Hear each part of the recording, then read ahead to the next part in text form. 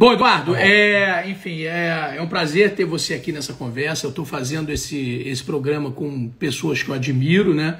E você é um pensador que eu admiro demais, principalmente pelo seu lado filosófico, até mais do que o econômico, eu entendo pouco, mas o seu lado filosófico é muito interessante, eu conheço bem. Enfim, você é um estudioso, né, da modernidade brasileira. No momento em que o Brasil parece que está voltando para a sua Idade Média, você é um cara que pensa para frente. No seu último livro, né, o Trópicos Utópicos, você analisa os conflitos da contemporaneidade no Brasil. E o livro critica vários aspectos da vida humana, do Ocidente principalmente, aspectos econômicos, políticos, de meio ambiente, religião, entre outros assuntos. Se você fosse escrever esse seu livro hoje, face aí tudo isso que nós estamos vivendo, o que você adicionaria? Bom, muito boa noite, Miguel. É um grande prazer estar conversando com você, participando dessa série de debates. Acho que os temas que você vai trazer são super relevantes e pertinentes. Vamos começar pela pergunta que você me faz em relação ao Trópicos Utópicos. Eu queria começar lembrando que o subtítulo de Trópicos Utópicos é uma perspectiva brasileira da crise civilizatória. 3/4 do Trópicos Utópicos são uma crítica da civilização moderna, tal como ela se configurou no iluminismo europeu do século XVIII. O último quarto do Trópicos Utópicos é a pergunta que deu ensejo ao livro, a utopia brasileira. Existe uma utopia brasileira? Existe um sonho brasileiro, assim como existe um sonho americano, um sonho chinês? Existe uma constelação de valores que nos diferenciam e em torno das quais nós podemos mobilizar nossas energias na construção de uma alternativa a esse modelo civilizatório que foi criticado nas partes anteriores? Então, eu acredito que a pergunta continua valendo. Nós brasileiros temos que trabalhar, lapidar e construir uma visão de construção simbólica e prática da nação que almejamos e que sonhamos ter. Eu acho que essa pergunta é perene, ela sempre existirá. Ao fazer essa afirmação, eu estou me diferenciando, e acredito que muitos intelectuais e muito da cultura brasileira vai por aí também, do que seria uma visão puramente médica do Brasil. Ou seja, o Brasil tem que apenas copiar o que já deu certo no resto do mundo. Nós não temos que ter nenhuma pretensão de originalidade. A maior parte dos meus colegas economistas pensa assim. Não tem muito que ter a pretensão de dizer alguma coisa nova, original, partindo do Brasil. O Brasil, se copiar direitinho, já foi feito e deu certo lá fora, estaria ótimo. Eu não compartilho dessa visão e eu acho que nós temos sim que construir simbólica e praticamente o nosso sonho de realização e de felicidade. Porque eu acredito que cada cultura incorpora um sonho de felicidade, uma visão da felicidade. E eu acredito que o Brasil é um país que tem esse centro e que tem essa cultura que lhe permite ousar uma originalidade. Em relação às 3 primeiras partes, a crítica civilizatória numa perspectiva brasileira, aí eu tenho alguma coisa que eu gostaria muito de acrescentar. Eu tenho pensado muito, Miguel, nas calamidades que acometem a humanidade. E eu cheguei a uma espécie de taxonomia ou classificação das catástrofes humanas. Eu não vou desenvolver demais aqui, porque seria um outro livro, mas eu queria dar pelo menos a essência do meu pensamento. Tem 3 modalidades fundamentais de catástrofes humanas. A primeira delas são calamidades que o ser humano impõe ao próprio ser humano. São guerras, como as guerras mundiais, são ataques terroristas, devastadores, são ações humanas que destroem seres humanos. É uma categoria conhecida que foi muito marcante no século XX. As bombas atômicas, por exemplo, destruindo cidades inteiras instantaneamente no Japão, são um exemplo disso também. Pois bem, uma segunda calamidade, uma segunda ordem de calamidades são eventos puramente naturais. Terremotos, vulcões, asteroides que colidem com a Terra, tsunamis, são acontecimentos que estão completamente além da nossa capacidade muitas vezes de previsão ou de contenção. Eles acontecem regidos por leis cegas, independente da vontade humana. O que nós podemos fazer é nos proteger e tentar nos antecipar a isso, mas são eventos puramente naturais. Tem uma terceira categoria, e essa que me interessa, que são eventos que resultam da ação humana, mas não da intenção humana. São catástrofes que são provocadas pelo ser humano, mas que não são intencionalmente buscadas no sentido da destruição que elas provocam. Um acidente como o Brumadinho ou um acidente nuclear são exemplos de catástrofes desse tipo. Nós estamos brincando de aprendizes de feiticeiro com o mundo natural, controle, e se abatem sobre nós quase como uma fatalidade. Mas não são tragédias intencionais, porque ninguém busca esse acontecimento, e não são puramente naturais, mas elas resultam de uma ação humana.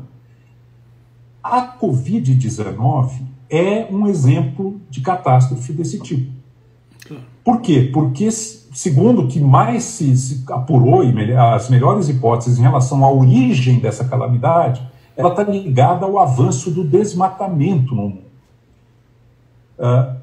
Esse tipo de coronavírus, existem centenas de coronavírus, ele está conseguindo saltar espécies e conseguindo entrar no organismo humano porque estão diminuindo os habitats naturais de espécies selvagens, especialmente aqueles morcegos que habitam as cavernas no sul da China, e isso tem acelerado a ocorrência de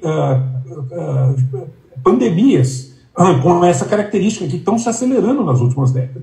Nós já temos uma família.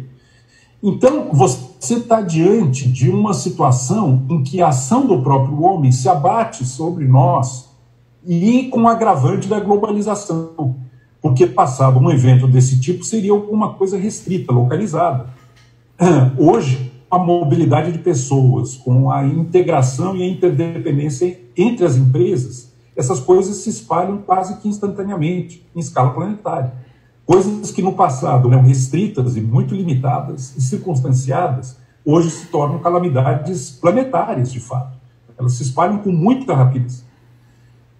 Eu fiquei muito impressionado com um editorial da revista Scientific American, de junho, mostrando em detalhe como se dá essa ligação entre desmatamento e pandemias com as características da coronavírus.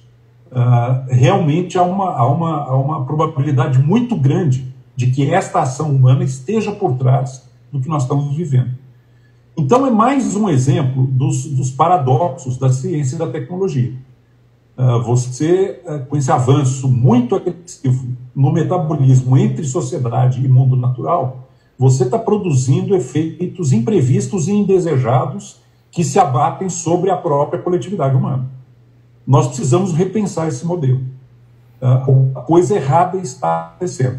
Tudo isso é gravado por práticas arcaicas que prevalecem na China, nos mercados de animais selvagens e na comercialização de animais selvagens. É muito vasto, mas nós estamos diante de um fenômeno que pertence àquela crítica do modelo civilizatório ocidental, fortemente calcado na agressividade com que nós tratamos o mundo natural para a satisfação de vontades humanas. Isso eu gostaria de ter acrescentado. E na verdade, é o desequilíbrio, né? A natureza está ali a duras penas num equilíbrio, né, cada vez mais tênue com a ocupação humana, e qualquer momento que esse ambiente é desequilibrado, ela ataca violentamente, quer dizer, ela se defende, né, no ataque, ela se defende dessa ocupação humana. E dessa característica de eventos que você falou, com certeza faz parte as mudanças climáticas. São eventos naturais oriundos da ação humana, né? E aí eu entro já no nosso... Coisas que ninguém deseja. A característica curiosa é que não são resultado de nenhuma intenção humana. Ninguém deseja isso. E, no entanto, nós, conjuntamente, provocamos isso. E aí? Tem uma fábula que o Goethe trabalha muito bem, que é essa do aprendiz de feiticeiro. A humanidade é uma espécie de aprendiz de feiticeiro. Ela vem trabalhando com forças e depois ela perde o controle dessas forças e é vítima das forças que ela mesma deflagrou. Então, você muito bem apontou, a mudança climática é talvez o exemplo maior dessa modalidade de catástrofes que o século XXI provavelmente tornará cada vez mais presente. Assim como o século XX foi o século da primeira modalidade de calamidades, com as guerras mundiais, ataques terroristas, as bombas atômicas propositalmente despejadas no Japão, etc., o século XXI provavelmente será o século da terceira modalidade, essa do aprendiz de feiticeiro.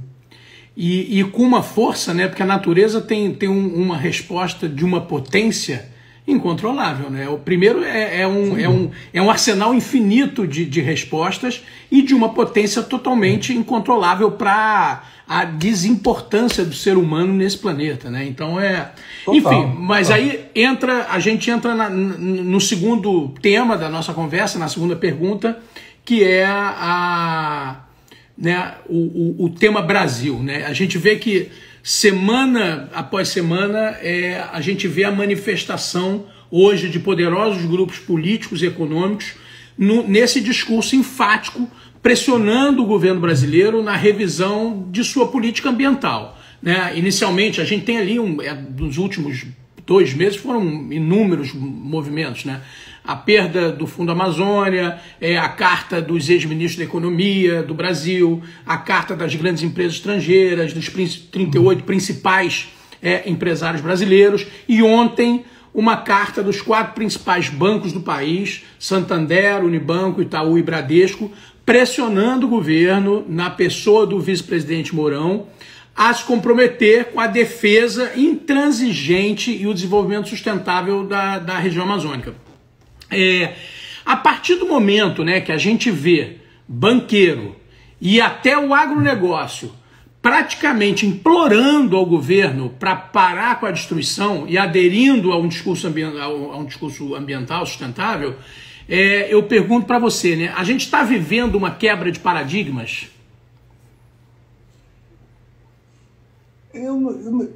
Quebra de paradigmas me parece uma expressão um pouco forte para caracterizar o que está acontecendo. Agora, não tenho a menor dúvida que esse projeto ligado ao governo Bolsonaro, se é que a palavra projeto é cabível, ele é extremamente regressivo.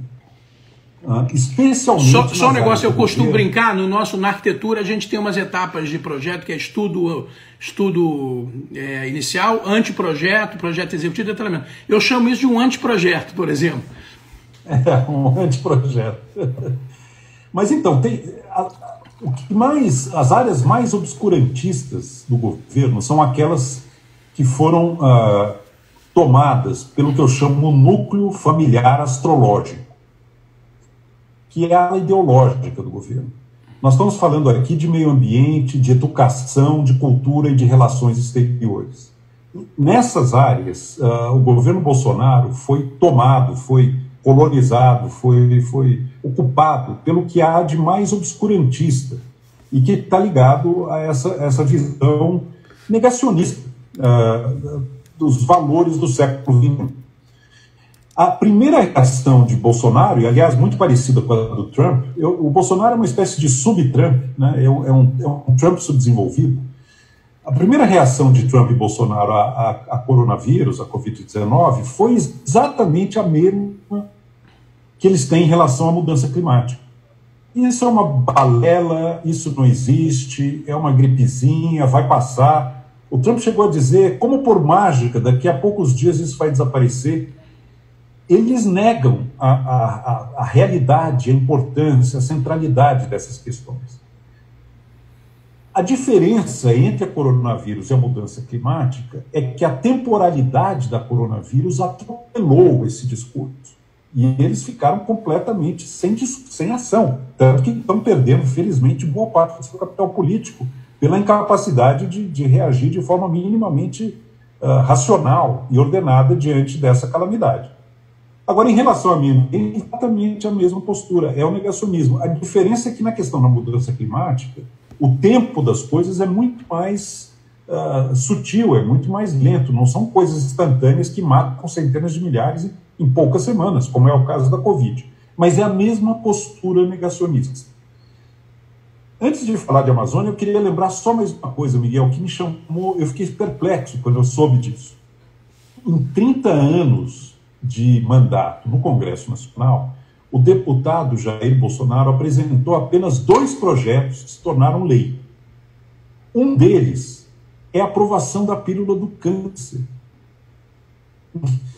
O Brasil elegeu alguém que acredita em pílula do câncer. Isso numa pandemia como a que a gente está vivendo é um infortúnio, é uma tragédia. O pior é que ele acredita, é gente muito rudimentar, muito ignorante, que acredita, é pensamento mágico. Em relação à Amazônia, eu fico me lembrando, e eu sou de uma geração que tem memória viva disso, da época do regime militar, em que a Amazônia ainda era visto como uma espécie de inferno verde. Alguma coisa a ser asfaltada pela Transamazônica. E projetos de infraestrutura grosseiros lá, enormes, né? Pois é. A floresta era o inimigo a ser vencido. Era um obstáculo ao progresso, ao desenvolvimento. Se eles pudessem, eles transformariam a Amazônia numa espécie de Dallas, num subúrbio americano. Como, aliás, a Fordlândia lá atrás tentou fazer, e foi um desastre total. A mentalidade desse grupo continua sendo basicamente essa. E quando eles assumiram, toda a vontade de destruição que estava contida e represada pela fiscalização e pelo medo de punição se sentiu autorizada a fazer como deseja e como quer. Então, os garimpeiros, os grileiros, as pessoas que estavam lá prontas, passaram a agir. E teve o efeito que a gente está vendo, que são as queimadas, que é a devastação. Portanto, foi quase como uma carta branca. A simples posse, mesmo que nada mais tivesse mudado, a simples posse desse grupo político, a simples vitória eleitoral desse grupo político, sinalizou para muita gente que agora operou.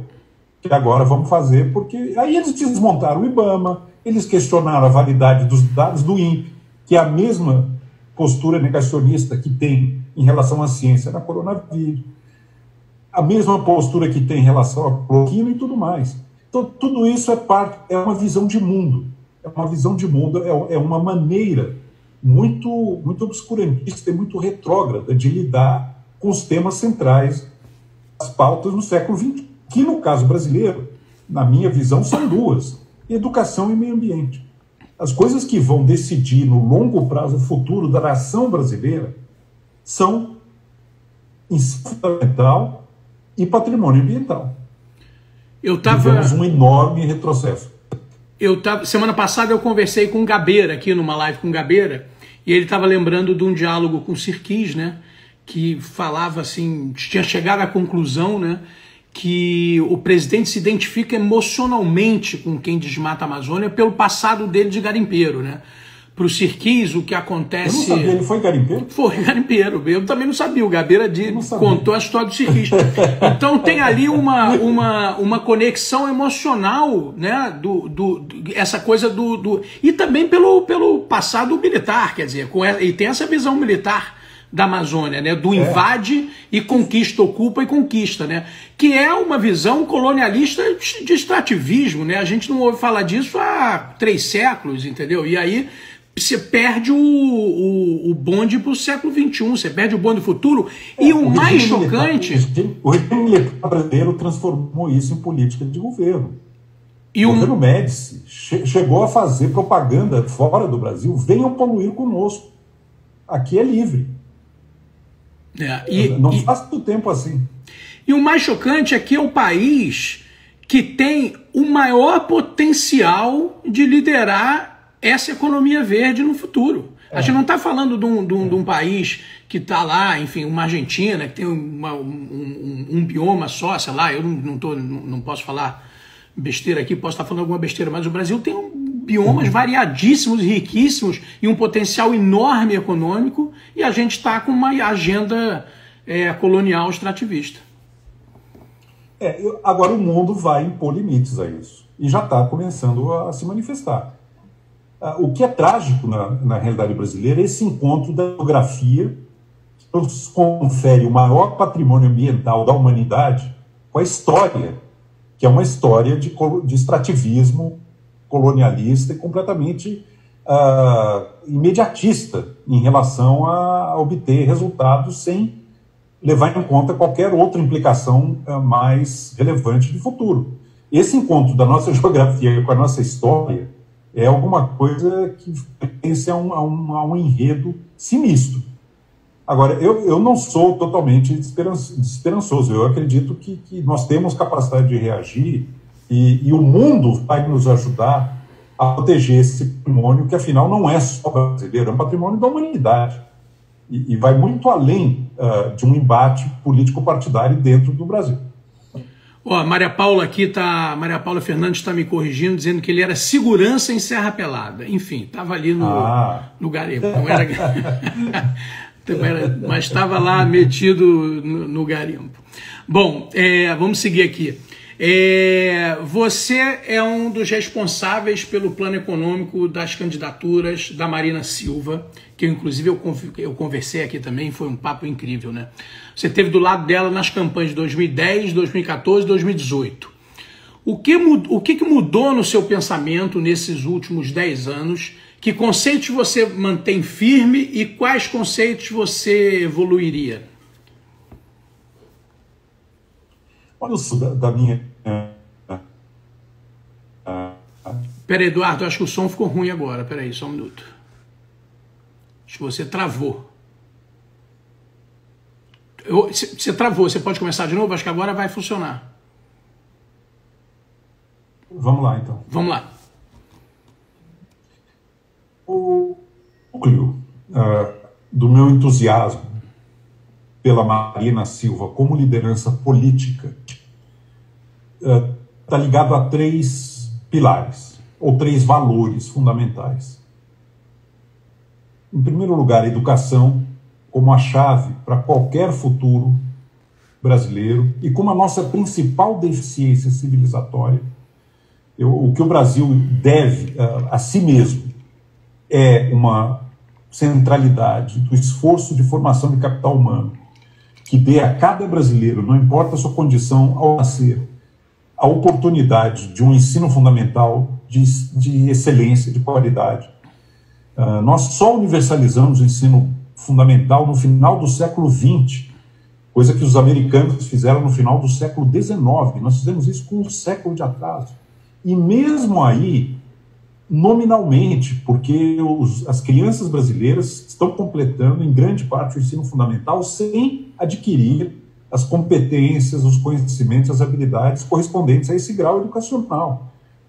Os testes de analfabetismo funcional mostram que os egressos do ensino fundamental e mesmo do ensino médio brasileiro são, em boa parte, analfabetos funcionais. Então, o primeiro pilar é educação.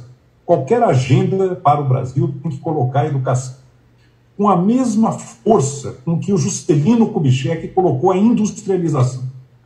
Juscelino Kubitschek conseguiu incendiar a imaginação brasileira em torno do projeto modernizante e de Brasília e da nova capital, capital física, urbano e industrial. Nós estamos precisando de alguém que incendeie a imaginação brasileira em torno do valor da educação e do conhecimento. Primeiro ponto. Segundo ponto, meio ambiente.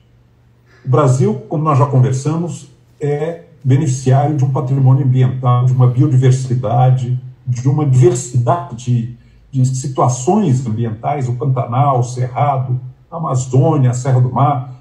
Nós temos que ter muita responsabilidade na gestão e na valorização deste patrimônio ambiental.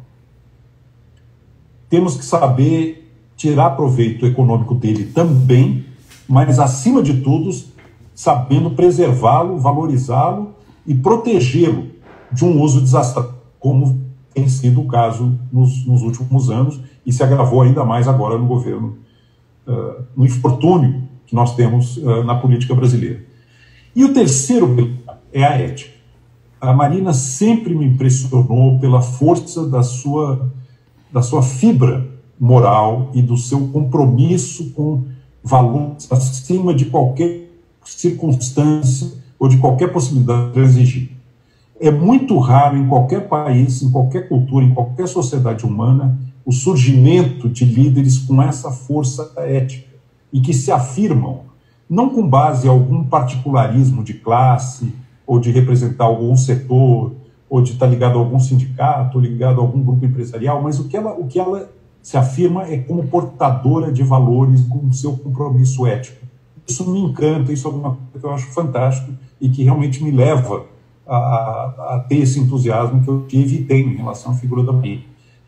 Por outro lado, Miguel, eu fui percebendo nessas 3 campanhas, a Marina, na minha percepção, o perfil de uma líder de movimento do que propriamente de uma candidata a chefe do executivo num país tão conturbado e tão violento na política como é o Brasil. Ela está mais na linha de um Luther King, Gandhi, de uma figura que tem um elemento de mobilização e de um simbólico, do que propriamente de um cargo executivo e de um processo eleitoral extremamente violento e que ela mostrou, principalmente em 2014, que ela não tem coragem, ela não tem agressividade que esse ambiente político exige para quem se pretenda competitivo nele. Em 2014, depois da morte do Campos, a Marina esteve muito perto de se tornar presidente da República, mas ela não resistiu à violência do ataque massacrante oriundo do então governo Dilma, que buscava a reeleição. E foi uma campanha muito cruel. Aliás, eu acho que ali alguma coisa se partiu no diálogo do campo democrático brasileiro, porque aquela campanha foi de uma violência sem limites. E de grupos progressistas, né? Quer dizer, fogo amigo, que é o pior de tudo, né? Fogo amigo, mas cruel e inescrupuloso. Marina vai acabar com Bolsa Família.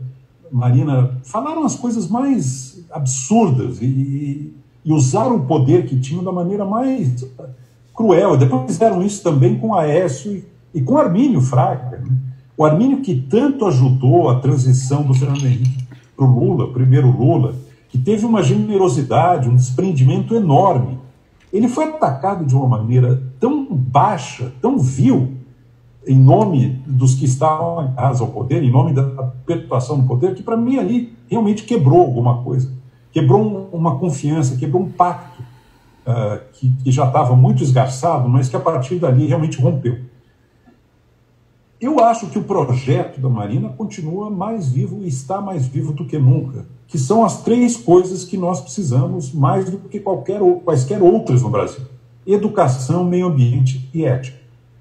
Agora, ela pessoalmente é a pessoa para capitanear num ambiente eleitoral violentíssimo e sem limites na sua agressividade, como é o brasileiro. Eu acho que a experiência mostrou que realmente não é o caminho para ela, por uma questão de temperamento, de perfil. O nosso ambiente é muito, muito hostil a uma figura com a delicadeza, com a educação, com a ternura até que tem a Marina e o respeito que ela tem pelo outro. Então é um quadro trágico, de certa maneira, que um país cujas instituições, cujo ambiente não permitam a uma figura como ela se utilizar eleitoralmente. Com essa envergadura, né? Com esse... Mas é isso. A conversa com ela foi muito isso, né? Também sobre essa violência da última campanha. Isso foi muito... E que acabou com uma votação muito aquém da que teve em 2014 também. Enfim, durante a campanha, né, essa campanha de 2014, você tinha uma frase sua que era: crescer 7% destruindo o patrimônio ambiental é muito pior do que crescer 3% preservando esse mesmo patrimônio, né? A gente hoje vê a necessidade desse crescimento a qualquer custo, inclusive atropelando toda a visão da economia verde hoje no mundo, né? A gente passa por um momento muito triste, porque a gente vê esse mundo aberto a isso e o Brasil fechando os olhos e a sociedade brasileira não conseguindo reagir e conseguir mostrar esse predicado enorme que a gente tem para poder liderar essa economia mundial baseada na natureza. E a gente aqui embasbacado e não conseguindo, inerte, né? A maior parte da sociedade inerte frente a esse desmonte da política ambiental brasileira. Você acha que as pessoas finalmente entenderam a visão de vocês, sua e da Marina? Você acha que em algum momento, hoje, no momento hoje, num futuro próximo, essa visão vai estar muito transparente para a maioria da população? Eu desejo que sim, Miguel, mas eu não tenho elementos para prever que isso aconteça, para negar que isso seja uma realidade. Agora, eu percebo que há sim um descontentamento muito grande com o quadro político brasileiro. Muita gente que teve expectativa em relação a esse governo já percebeu a gravidade do erro que cometeu, um equívoco enorme. E o que mais me preocupa, Miguel, é nós voltarmos na próxima eleição, em 2022, ao tipo de polarização que marcou 2018. E que alimenta as duas partes também, né? Elas se alimentam, elas vivem uma da outra e elas buscam esse tipo de enfrentamento. E é isso que gera o desastre.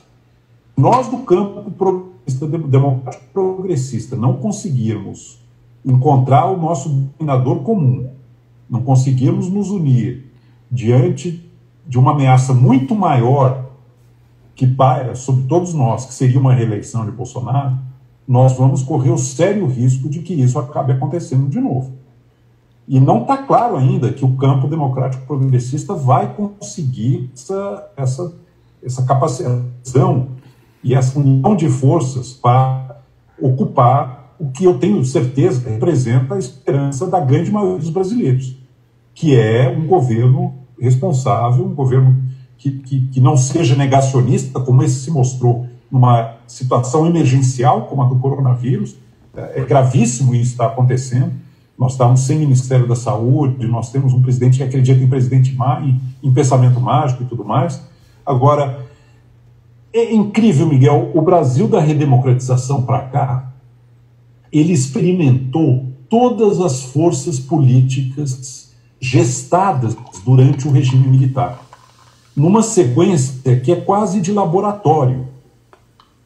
Se um cientista político tivesse desenhado, primeiro nós vamos testar o MDB, que depois virou o PMDB, que foi o governo Sarney, depois nós vamos testar o PB, que foi o governo Fernando Henrique, e por fim vamos testar o PT, Lula-Dilma.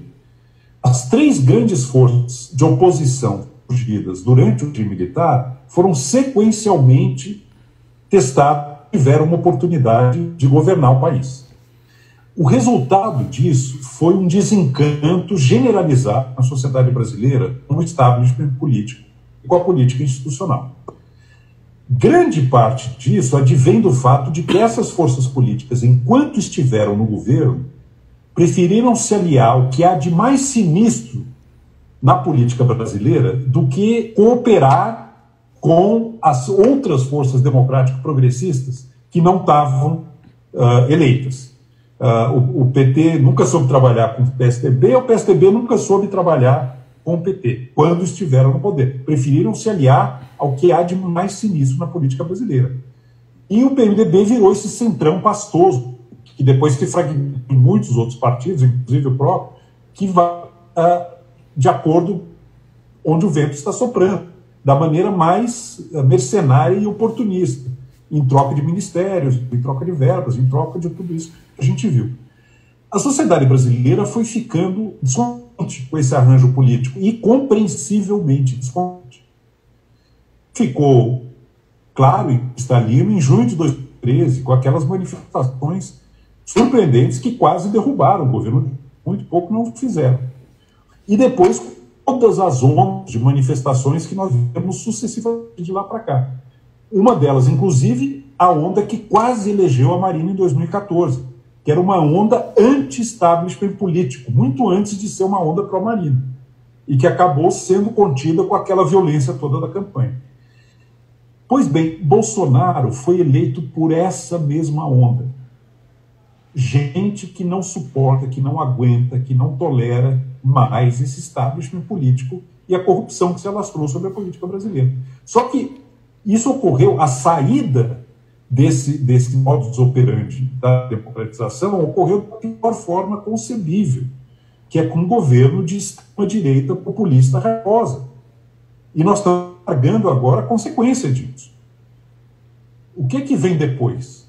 Ou as forças do campo democrático progressista se reaglutinam e oferecem uma alternativa crível, ou nós vamos reincidir no perigo enorme de voltar a ter mais um mandato desse grupo completamente inepto que assumiu o poder. Um presidente que é profissionalmente despreparado para o cargo, eticamente imaturo e politicamente oportunista, tanto que acabou de novo nos braços do Centrão. A gente vê esse movimento, né, quer dizer, um esboço do movimento de união do campo progressista, mas que esbarra em várias... é muito difícil para a esquerda se unir, né? A gente vê essa dificuldade esbarrando em vários obstáculos, né? Quais são os obstáculos? O que você vê? Qual é o empecilho para que o campo progressista se una num grupo coeso e efetivo? Eu acho que essa é uma excelente pergunta que eu também me faço, Miguel, mas eu vislumbro duas coisas aqui. Primeiro, nós temos que identificar com clareza o que nos une. Eu acredito que o que nos une hoje é o compromisso com a democracia, o compromisso com o ensino fundamental de qualidade para todos os brasileiros, sem exceção, e o compromisso com o meio ambiente. Se isso não nos unir, eu não sei o que mais poderá nos unir. Nós estamos hoje diante de uma ameaça que é igual ou pior ao regime militar. Nós conseguimos nos unir na oposição ao regime militar.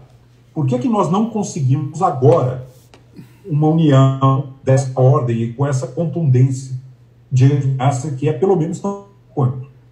Porque coloca em risco a democracia e coloca em risco os centrais para qualquer futuro do Brasil, que são educação e meio ambiente. Esse é o primeiro ponto, o que nos une. O segundo ponto, eu vou usar uma expressão muito crua, mas eu acho que ela caminha para a realidade, é o problema da vaidade pessoal. Quem vai ser? Quem é que vai ceder e quem é que vai personificar a união do campo democrático progressista? Quando essa questão aflora, as pessoas começam a divergir. Elas estão unidas em relação, eu acredito, em relação à essência, que são os compromissos programáticos, a substância, mas na hora de dar nome aos bois, as questões de vaidade pessoal, que são aquelas que impediram a união desse campo democrático progressista durante a fase da redemocratização. Dizendo, não posso chamar o meu inimigo para vir governar comigo. Não posso me aliar e cooperar com ele, porque eu prefiro me aliar ao que é mais corrupto do que a juntar forças com quem defende essencialmente as mesmas coisas que eu. Será que nós, brasileiros, não temos o desprendimento de conseguir uma união em torno de alguém sem que essas vaidades e essas suscetibilidades pessoais interfiram na construção desse projeto? Nós estamos diante de uma ameaça que é tão ruim, tão grave, tão ameaçadora quanto era o regime militar. Nós conseguimos trabalhar juntos na oposição ao regime militar. Não estamos conseguindo agora. Lembra muito a República de Weimar. A cisão entre os comunistas e os social-democratas abriram caminho para a ascensão de Hitler. Os comunistas chamavam os social-democratas de social-fascistas, e os social-democratas chamavam os comunistas de bolcheviques que iam impor uma ditadura do proletariado e destruir a burguesia e o capital. Enquanto esse campo brigava, Hitler sabendo usar o rádio e o cinema como nenhum outro líder político alemão contemporâneo conseguia fazer, a mesma coisa agora em relação à internet, à mídia social, é muito parecido. 90 anos depois a gente passa pela mesma coisa. Hitler nadou de braçada, usando o que havia de mais poderoso em termos de tecnologia de comunicação de massa na época, que era um rádio e cinema, enquanto os outros todos ainda estavam no século XIX. Deu no que deu. Esses enredos, eles têm um padrão. O pior que pode acontecer para o Brasil é voltar na próxima eleição à polarização que presidiu a última. Se isso ocorrer, não tem salvação. É um futuro esquisito pela frente. Vamos em frente. Vamos falar agora de cultura um pouco, né? A cultura é um campo que sempre teve nos seus textos, nos seus ensaios, enfim, nas suas entrevistas. A produção cultural, ela é motor do desenvolvimento, né? E é retrato desse mesmo desenvolvimento.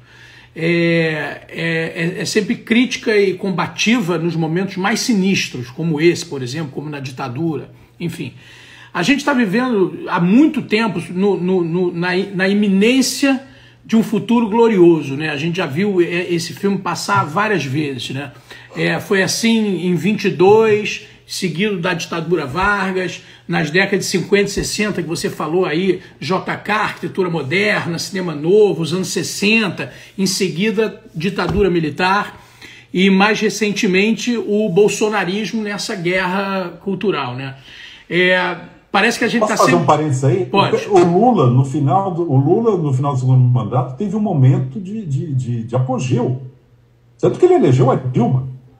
É isso. Estava crescendo, o Brasil estava crescendo, o Brasil conquistou o direito de sediar a Copa do Mundo, de as Olimpíadas, tinha aquela miragem da nova classe média. Nós vivemos um período, não faz muito tempo, que foi, em grande parte, parecido com o que foi a euforia juscelinista.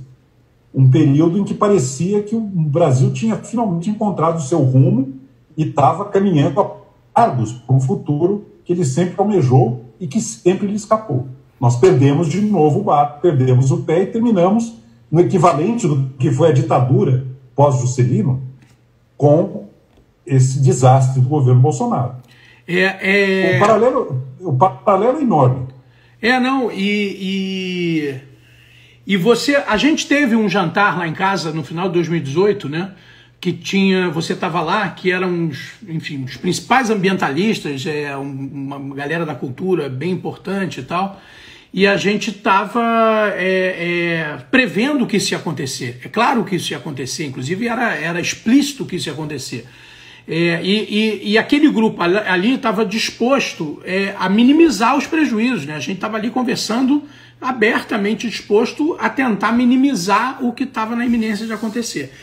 Nos seus piores pesadelos, você imaginou que a guerra à cultura e ao meio ambiente fosse tão irracional, tão violenta e que chegasse nesse ponto que a gente chegou hoje? Eu temia já que caminhasse por aí. Eu nunca tive a menor ilusão, mas a menor fio de esperança em relação a nada desse governo. Agora, o que agravou muito o quadro, Miguel, foi a pandemia. Realmente o Brasil ser pego por essa pandemia, com um governo, com as características que esse governo tem, de pensamento mágico, de obscurantismo, de negacionismo, isso não estava no radar de ninguém, não podia estar, porque não imaginava que vinha uma pancada e uma trombada dessa pela frente. Mas é realmente muito grave. O Brasil está completamente à deriva do ponto de vista de liderança, num momento tão crítico como esse que nós estamos passando, em que nós precisaríamos estar cooperando e não cada um puxando para um lado e remando numa direção. O governo federal não se entende com estados e municípios, não se entende nem dentro dele mesmo, perdeu 2 ministros da saúde, não consegue usar os recursos disponíveis no combate ao coronavírus. Você viu os números que saíram esta semana? 1/3 do recurso disponível apenas foi utilizado, sendo que existem situações de saúde pública absolutamente dramáticas em várias capitais, em várias cidades do Brasil. Então, eu não tinha nenhuma ilusão em relação à cultura e meio ambiente. Eu acho que o pesadelo saiu do tamanho que estava se anunciando. Agora, o pesadelo se tornou muito maior por conta desse imprevisto que foi a pandemia. Agora, Janete, você não acha que essa pandemia também a nível global não catalisa essa nova economia verde, esse New Green Deal que eles chamam? Você acha que essa pandemia não vai catalisar esses movimentos? Você vê isso acontecendo ou não? Tenho a esperança que sim, e eu volto a insistir na coisa que eu falei no início. Há uma hipótese muito robusta de que a aceleração de doenças infecciosas oriundas de animais selvagens esteja ligado ao desmatamento agressivo que está ocorrendo no mundo. Para quem estiver interessado nesse assunto, eu recomendo fortemente a leitura do editorial da Scientific American sobre a ligação entre desmatamento e pandemia. Junho de 2020. Isso aí, é uma coisa bem recente. E depois tem um artigo científico escrito por uma pesquisadora chinesa contando o trabalho que ela vem fazendo há décadas, estudando a proliferação de vírus da família do corona em cavernas habitadas por morcegos no sul da China. Não foi à toa que isso começa na China, em Wuhan. A diferença é que o que no passado estava restrito a uma localidade, a um vilarejo, que não tinha comunicação com o mundo, agora aconteceu em Wuhan, que é um hub industrial global e que é frequentado por pessoas do mundo inteiro, inclusive da Itália. Não foi à toa que o norte da Itália foi por onde entrou o coronavírus na Europa.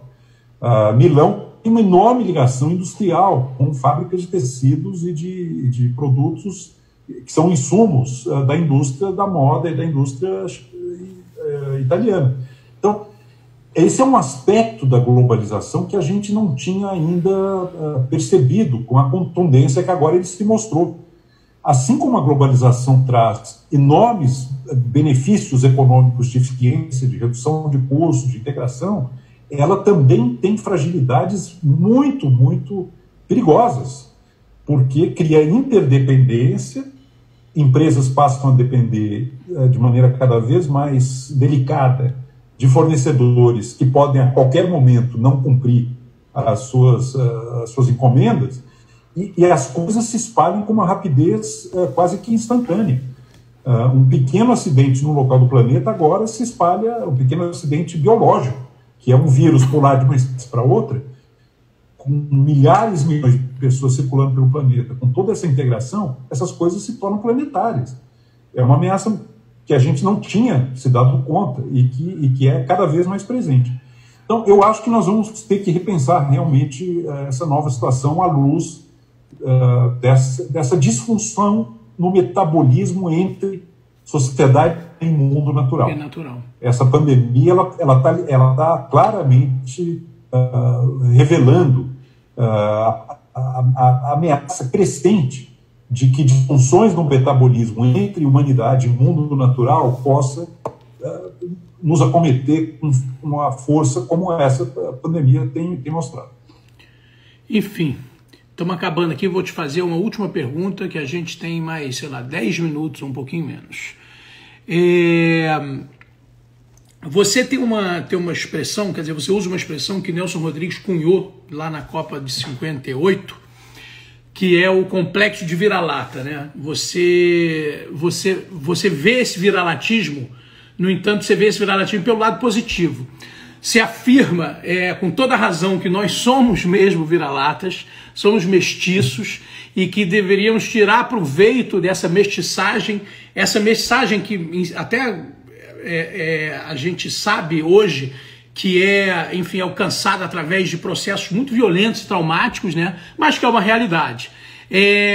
E você acha que a gente deve afirmar essa mestiçagem e criar um novo padrão cultural global, mundial, baseado na nossa experiência, na nossa cultura, na nossa ancestralidade, tanto indígena quanto africana, né? Na nossa biodiversidade também, e nos impor ao mundo, né? Parar com essa vassalagem que a gente tem aos padrões, que você inclusive falou no começo da conversa, aos padrões ocidentais americanos, e nos impor como potência artística, né? O que você tem a dizer sobre isso, sobre esses seus pensamentos? Se eu pudesse sintetizar a ideia do sobre o vira-lata, numa única formulação, seria a seguinte: o verdadeiro complexo de vira-lata é a ideia de que há algo errado em ser vira-lata. Não há nada errado em ser vira-lata, pelo contrário, é maravilhoso ser vira-lata. Se for para escolher entre o Poodle da Madame e o Doberman da Polícia Secreta e o vira-lata, eu não tenho a menor dúvida em ficar com o vira-lata.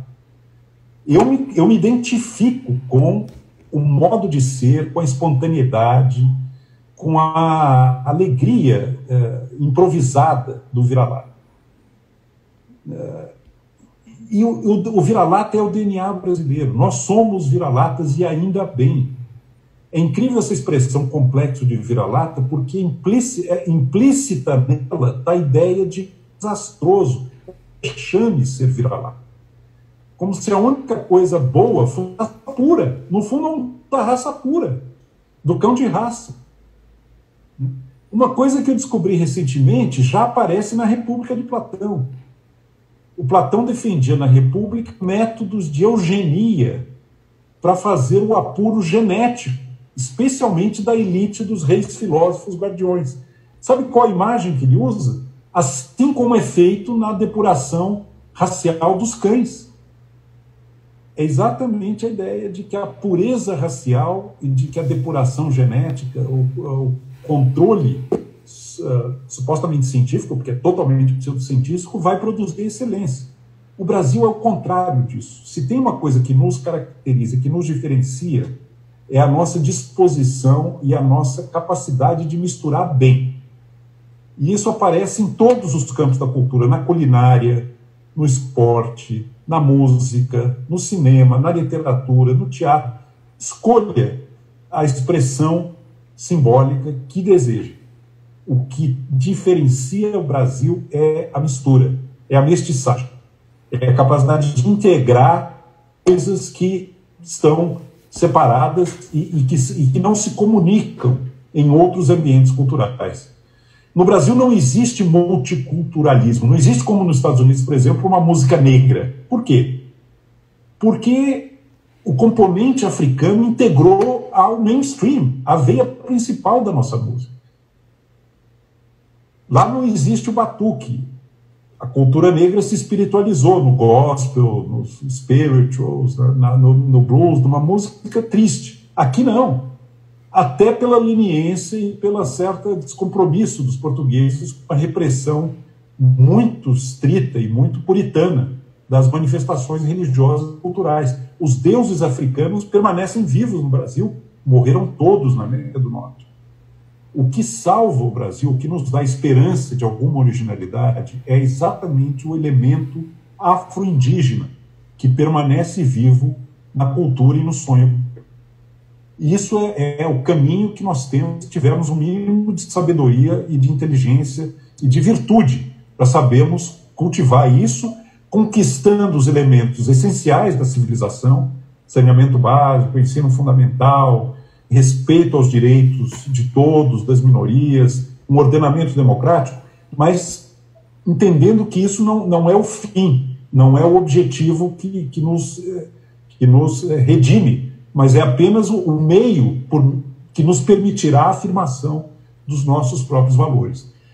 Eu queria terminar, Miguel, dizendo que a gente precisa tomar muito cuidado com uma outra característica da cultura e da imaginação brasileira, que é essa oscilação muito extrema de estados de ânimo que marcam toda a nossa vida. Ou nós estamos eufóricos e absolutamente confiantes e esfuziantes em relação ao nosso futuro, e vivemos isso no passado não muito recente, no final do segundo mandato do Lula, para não falar de outros momentos, como Juscelino, etc. Ou nós estamos completamente desesperançados, pessimistas, incapazes de ver qualquer futuro, qualquer grandeza, e quase que prostrados diante de um fracasso que somos como nação. Nós temos que evitar esses dois excessos, porque os dois não correspondem à nossa realidade. A imaginação brasileira é dada a súbitas reversões de expectativa, como um pêndulo que oscila de maneira muito extremada de um lado para o outro. Mas a realidade nunca está nesses extremos. O que a gente tem que ter é sobriedade para enfrentar os nossos problemas materiais e práticos e capacidade de sonho para entender que a solução desses problemas nos permitirá viver o nosso sonho final de realização, de felicidade, que não é igual ao americano ou ao do norte da Europa. É alguma coisa diferente graças a esse componente vira-lata, que está ligado à mistura, que está ligado à possibilidade de juntar o diferente na expressão de alguma coisa nova, espontânea, alegre, vitalizada. É isso que me anima como brasileiro. Eu tenho me lembrado muito do que Dante colocou na porta do inferno. Abandonai toda a esperança, vós que entrais. Se nós abandonarmos a esperança, só nos resta adentrar no inferno. E não é isso que nós queremos. Vamos manter a chama dessa esperança. Eu tenho idade, você menos que eu, mas também alguma. Nós já vimos esse país prostrado várias vezes e ele se levantou. Outros países passaram por coisas muito piores do que nós. Veja o caso da Alemanha, que se autodestruiu 2 vezes no século XX. Que cometeu crime contra a humanidade inominável nos campos de concentração. E, no entanto, aprendeu com seus erros, esperamos, até agora parece que sim, se levantou e hoje é um país que olha para o futuro cheio de esperança, de vontade, porque ele se reergueu. Nós não passamos por nada remotamente tão grave quanto uma Alemanha que se autodestruiu 2 vezes no século passado. Nós não podemos nos entregar a esses sentimentos que nos tomam, de que está tudo perdido, não tem jeito mesmo e a única saída é fugir. Isso não levará a nada, só levará ao inferno. Abandonai toda a esperança, vós que entrais. Eduardo, eu estou felicíssimo de terminar essa live otimista, porque eu sou otimista e os meus interlocutores recentemente estão todos pessimistas assim ao extremo. Eu estou assim muito feliz de terminar essa live nessa vibe. Olha, muitíssimo obrigado. Você sempre carinhoso e atencioso e colocando seu tempo à disposição para nos ouvir e conversar. Vou terminar aqui agora, agradeço todo mundo que assistiu e fica aí só um pouquinho para a gente se despedir, tá? Eu vou desligar aqui e a gente termina aqui rapidinho, só um minuto, peraí. Tá bom. Muito obrigado, Miguel, foi um prazer conversar, vamos continuar esse papo. Vamos, muito bom, sempre estar com você.